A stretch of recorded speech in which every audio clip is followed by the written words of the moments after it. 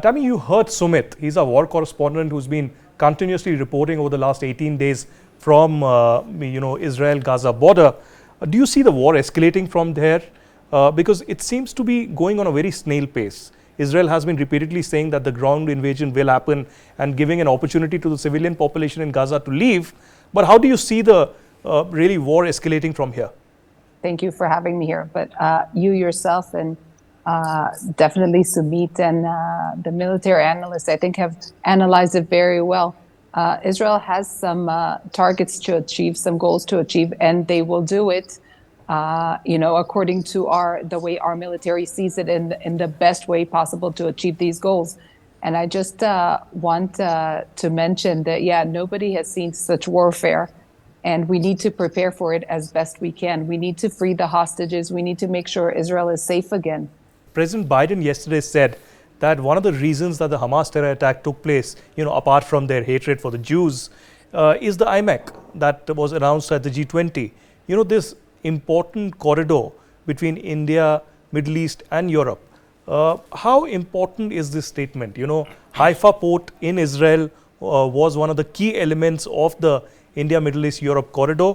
Do you think Hamas and particularly Iran did not want this to happen? And apart from that, of course, the Saudi and Israel normalization that would have put perhaps Hamas into history.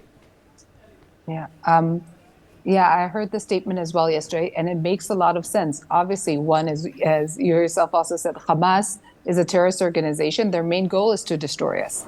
But terrorists also try to ruin any semblance of civil life, any semblance of peace. If there are things happening in the area that will lead to quiet, that will lead to peace, this defeats their purpose. They want life as we know it, regular life, normal life, prosperous life, not to go on. So it makes a lot of sense that on the background of saying, building the route between India, the Middle East, and up to, from Israel to Greece and Europe, the talks with Saudi Arabia, and they seem to be going forward and going to a positive turn.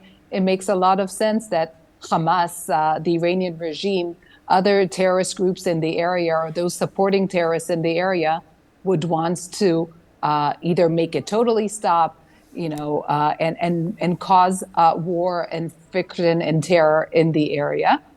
So, it does make a lot of sense that that's on the background. But on the other hand, this is one of Hamas's and the Iranian regime's goal. They're never shy about it. They've been saying it for years, that they want to destroy us, that they want an Islamic caliphate, that, we shouldn't be there and their job is to kill us. So if it wasn't this, if it wasn't the talks with Saudi Arabia, wasn't the connection between India, Middle East and Europe, they would have found, some other cause, some other way of doing it. They were preparing for quite a while. We all understand it now. We see the results. Right. So it would have happened otherwise. And the Abraham Accords from 3 years ago as well. That was, if we're looking for, the new Middle East that we were all striving for. Well, these are